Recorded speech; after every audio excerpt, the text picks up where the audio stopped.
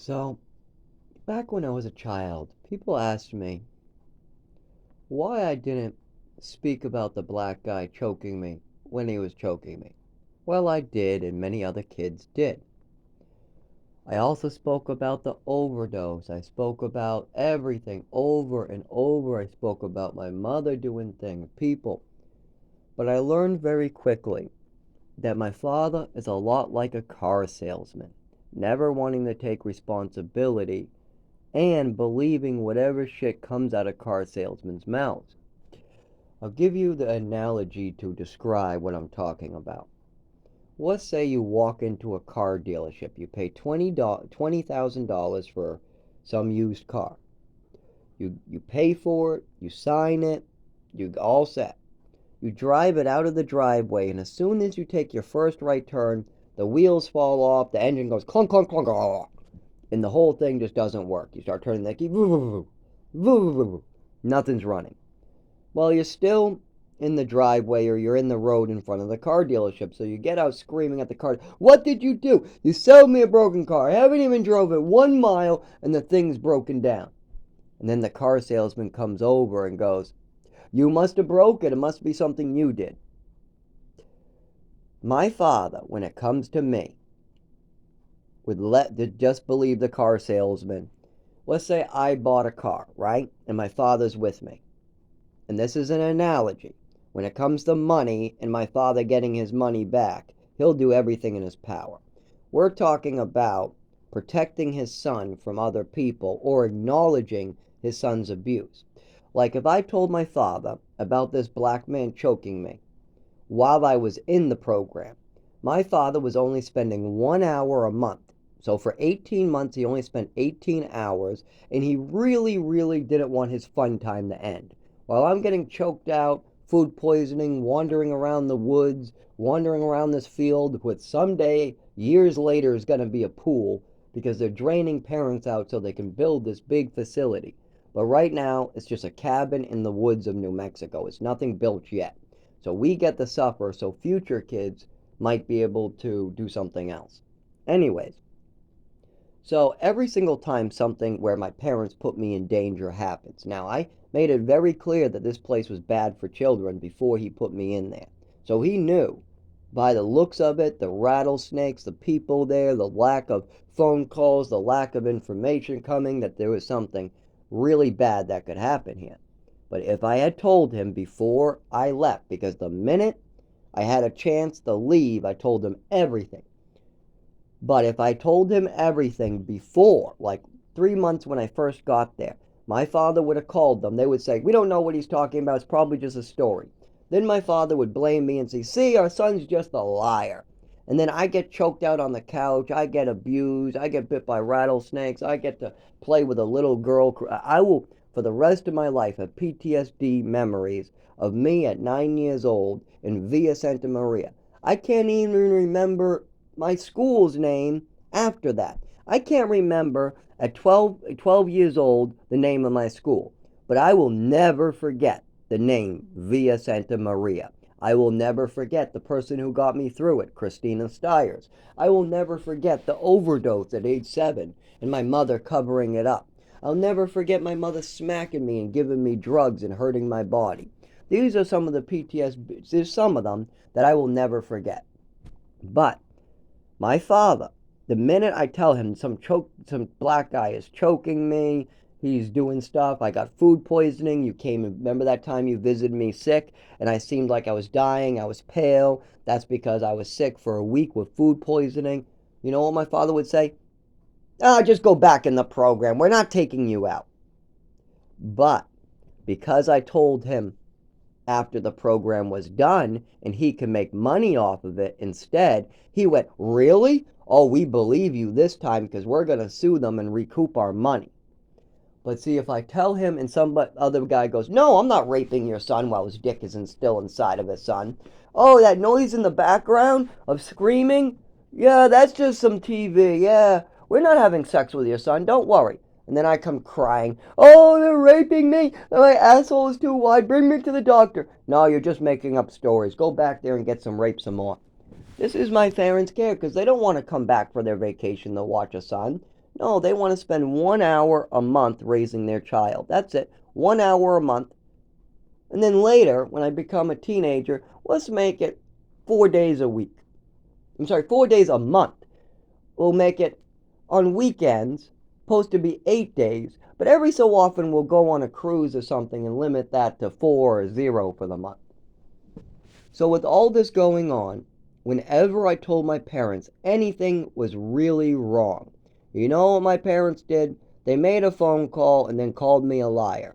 Like, for instance, there was a school I went to that got into trouble because my whole class of about 12, 14 kids, whatever it was, probably more than that, none of us had any classes for an entire year. We got to play with Bionicles for the entire year. We played with Yu-Gi-Oh cards. We played wiffle bat. We made soap. We went to lunch. But we never did math. We never did English. We never did any science for the whole entire year. Every single kid never even opened a book. Never even did 2 plus 2. We did nothing. Not a single fucking class. Every morning, the teacher would count us, close the door, leave, and then when we would play on the floor toys, she'd come in every couple hours and check on us. That was a year of education for me. Halfway through, now I was enjoying playing with my toys every day, but I wanted an education. I knew something was wrong here. So I went home and decided to tell my parents. I really liked playing with toys, but I knew this couldn't be right, playing with toys every single day for months and months now. So I came home, told my parents, hey, I'm playing toys in the school every day. There's no classes. So my family calls the school. I don't know, the school gives them some bullshit. They never talk to me about it again, and I just go for the next 6 more months playing with toys. Eventually, the school gets shut down because you can't do this with every child. You can do it with me because my parents don't give a fuck.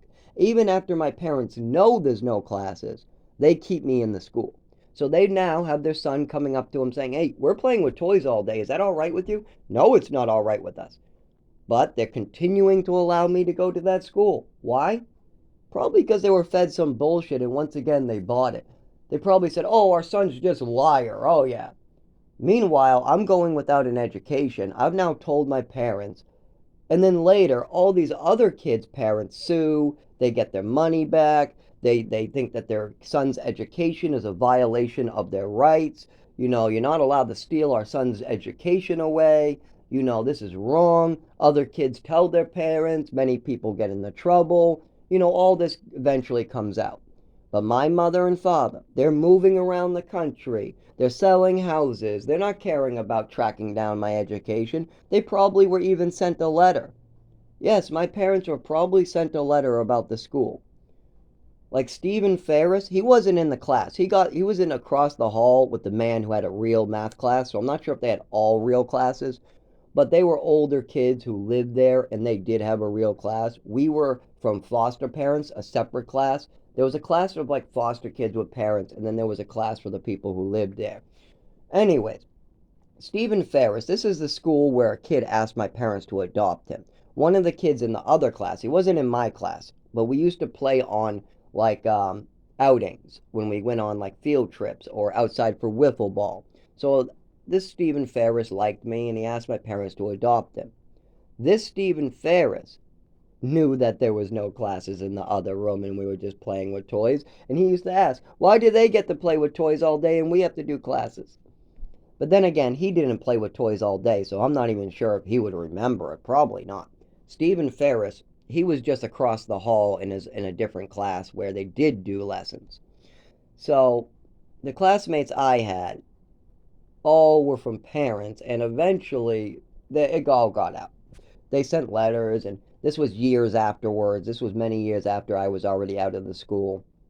But my parents were notified by me that I'm playing with toys every day, and I didn't even really want to tell them that. I liked playing with toys, but I knew something was wrong, so I told my parents straight up. Then my parents didn't care. They didn't care what excuses, and they called me a liar, a thief, and kept on calling me names. This is the type of behavior I get from my parents. And this is why I'll use that analogy again. So you have a car salesman, right? And you go with your son to buy a car.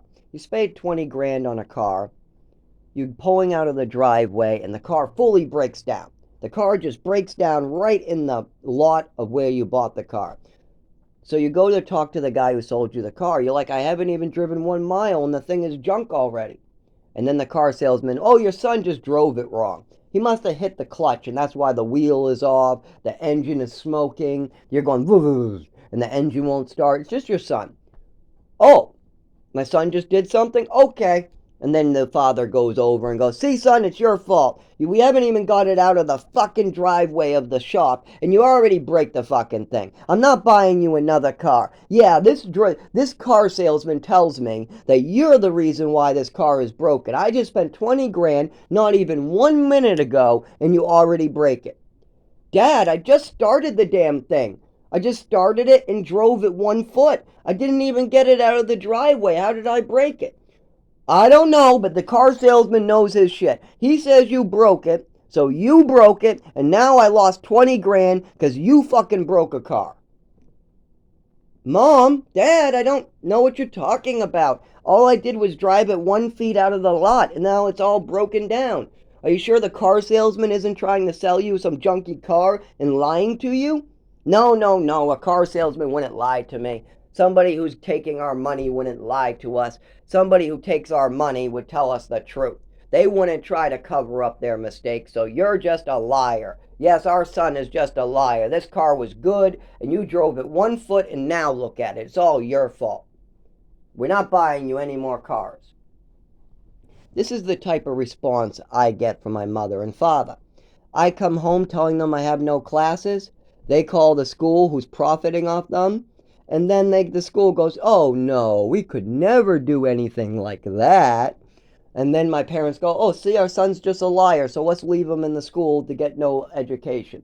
Or how about the black man? If I told my parents about me being choked by a black man while I was in that program, the program would have told my parents, oh, it's just a fantasy, it's a lie, it's made up.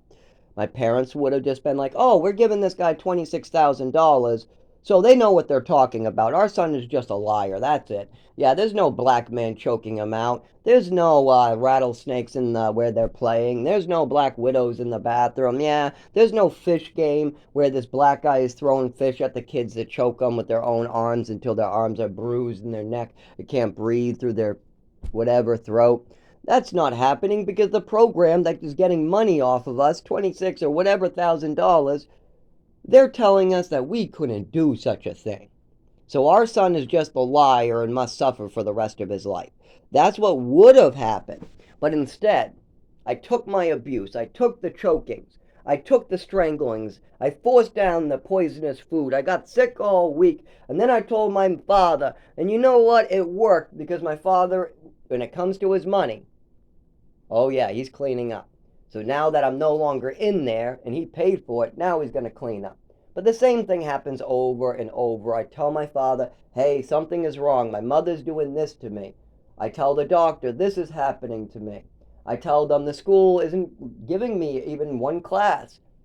And each time they're fed bullshit and they just call me a liar, a thief, fantasy, whatever.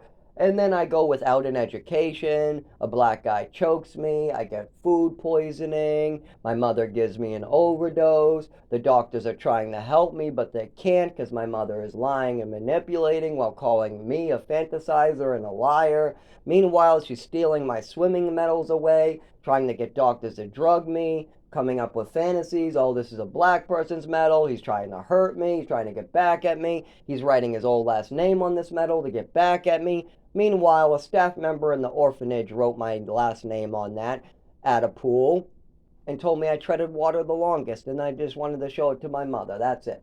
But they gotta fantasize. My mother and father gotta come up with their fantasies. They'll buy whatever they want as long as it hurts me. Okay, I don't gotta deal with Zach. Great. Oh, okay. He is getting an education. Oh, great. Then I don't have to deal with this. Fine. Just keep going. Meanwhile, I'm just playing with toys for another 6 months.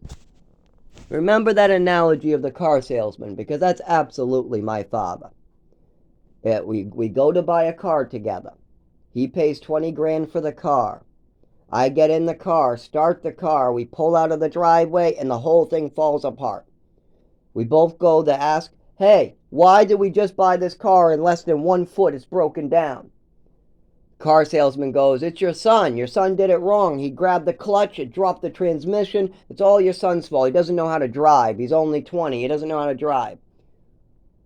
And this is a little bit of an exaggeration, but this is something that's happened many times before in other versions that are real. This is an analogy. So what does my father do? Does he call that car salesman a liar and use his own brain? Does he ask more follow-up questions like, well, how about that wheel? That's not connected. How about this? Does he ask more follow-up questions? Does he back his son? Does he go, my son isn't that bad of a driver? No, he goes, see, son, it's all your fault. See, son, you're just lying. It's not the car salesman's fault. You did something to the car.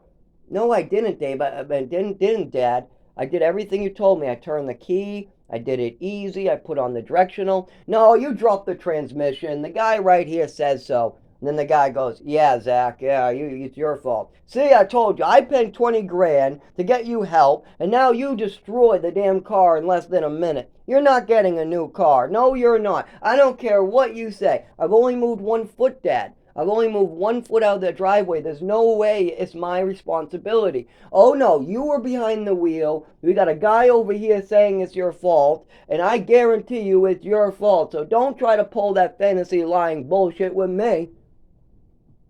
That's the type of shit my father would pull every single time.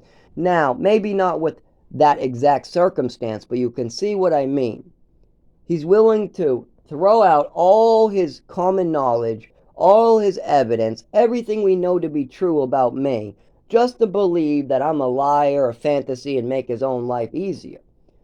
And this is another reason why I know for a fact if I told my father that a black man was choking me out in New Mexico while I was still living there over the phone, and then he called the program and they said, nope, nope, it's just a fantasy. Your son's making up stories. No, no, there's no black man choking him. We would know if there was a black man choking the children. We would know all about that. And then my mother and father go, see, our son's a fucking liar. We're not taking him out of there. He's just lying to come home. And that's exactly what my father would do. And then I would get choked out and abused even more. It would be guaranteed that that black man would punish me in particular. He would point out me and say, oh yeah, you want to call your parents about me? Watch this shit now. Now you're on my shit list. And then I would be really in trouble thanks to my mother and father again. This happens every time I tell them anything is wrong and they have any responsibility in it. They want to get out of trouble more than they want to help their son. They want a vacation more than get their son an education. Their vacations come before their son's educations. That type of stuff.